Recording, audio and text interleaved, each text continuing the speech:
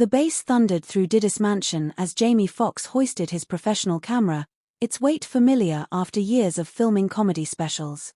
Tonight felt different though, charged with an energy that made his comedian instincts tingle with unease. "Document everything, baby," he'd laughed to Diddy earlier, but now at 2 a.m., as the legitimate party guests filtered out, Jamie watched a different crowd emerge from the shadows. Men in expensive suits conducting hushed business deals. Briefcases exchanging hands. Young women being led upstairs by powerful figures Jamie recognized from news headlines. His camera rolled silently, capturing faces that would pay millions to stay hidden. A federal judge taking an envelope thick with cash.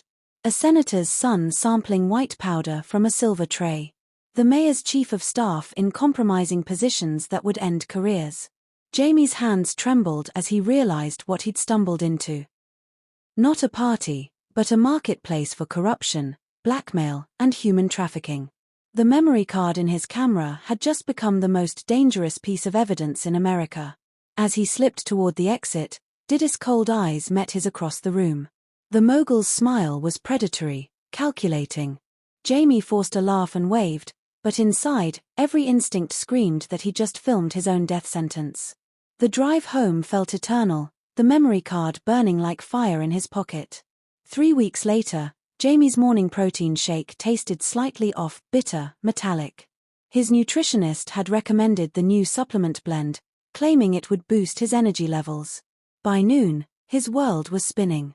Big homie CC stood in Didis' penthouse office, watching his boss track Jamie's location through hacked phone GPS. "He's at Cedars-Sinai," CC reported, his voice hollow. "Doctors are calling it a stroke." "Tragic," Diddy replied, not looking up from his desk. "Young man pushing himself too hard in Hollywood. The pressure gets to everyone eventually."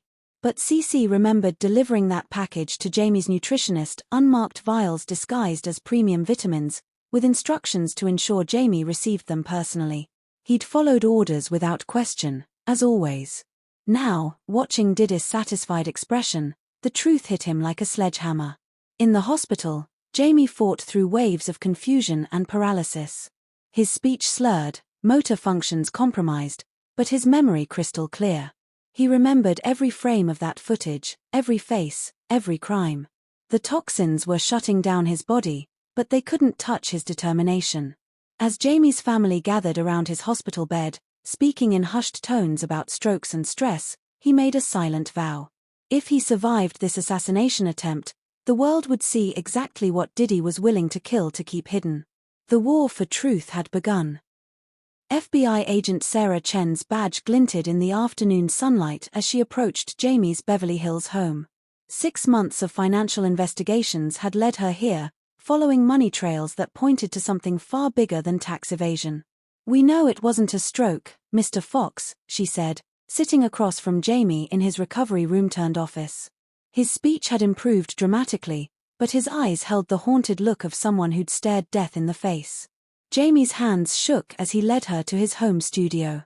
Behind a custom-built false wall, past layers of security, sat a fireproof safe containing the most explosive evidence in FBI history. The memory card felt impossibly light for something that could topple governments. Agent Chen's expression grew darker with each frame. Supreme Court justices taking bribes. Pentagon officials selling state secrets. Media moguls orchestrating public opinion for foreign governments. Jamie hadn't just captured Hollywood depravity. He'd documented the systematic compromise of American democracy. "This is treason-level evidence," Chen whispered. "How many people know about this footage?" "Just me," Jamie replied. "And the man who tried to kill me for it." As they spoke, Didis' paranoia reached fever pitch. He'd eliminated other threats before, but Jamie's survival meant exposure was inevitable. Desperate calls to compromised judges. Frantic attempts to access FBI files. The careful empire he'd built on blackmail and murder was crumbling, and everyone connected to him knew it. The reckoning was coming. The Manhattan courthouse buzzed with anticipation as big homie CC approached the witness stand. Media outlets worldwide had their cameras trained on the man who'd protected Didis' deadliest secrets for over a decade. "I personally delivered the poison," CC testified, his voice steady despite the magnitude of his words. Ricin mixed with synthetic compounds, designed to mimic stroke symptoms. Mr. Combs called it problem-solving. Diddy's composure shattered instantly. He launched himself across the defense table, screaming death threats while court officers tackled him to the ground. "You're dead. Your whole family's dead," he roared as security dragged him from the courtroom. The outburst sealed his fate, but CC wasn't finished. He detailed years of systematic murder, describing how Diddy had eliminated rival producers, silenced abuse victims, and orchestrated the suicides of former associates who threatened exposure. When Cassie took the stand, her testimony revealed the scope of Diddy's blackmail empire. Thousands of recordings, comprehensive files on judges, politicians, and media figures. An entire shadow government controlled through compromise and fear. "He didn't just break the law," she said, tears streaming. "He owned the people who were supposed to enforce it." The prosecution rested with overwhelming evidence, but it was Diddy's violent meltdown that convinced the jury. The controlled mogul image was gone, replaced by the snarling face of a cornered predator who'd finally run out of people to silence. Justice was no longer just possible, it was inevitable.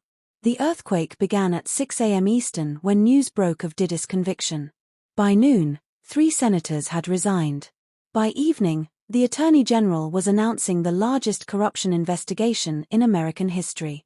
Jamie stood before a packed congressional hearing room, his recovery complete, his voice strong. The footage played on screens throughout the chamber, irrefutable evidence of a shadow government that had operated for decades through blackmail, bribery, and murder. "They thought poisoning me would end this," Jamie said, looking directly into the cameras broadcasting to millions. "But truth doesn't die with its messengers. It multiplies." The domino effect was swift and merciless. A Supreme Court justice was found dead in his chambers, apparent suicide, though investigators suspected silencing. The CIA director disappeared entirely. Foreign intelligence agencies scrambled to protect assets whose cover had been blown by Jamie's footage. Diddy, now in solitary confinement, watched his empire crumble on a prison television.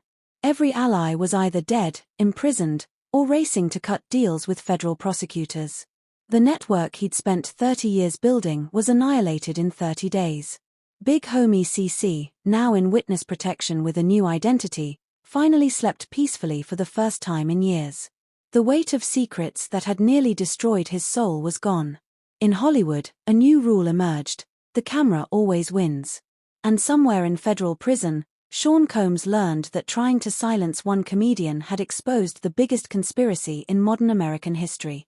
The last secret was finally out.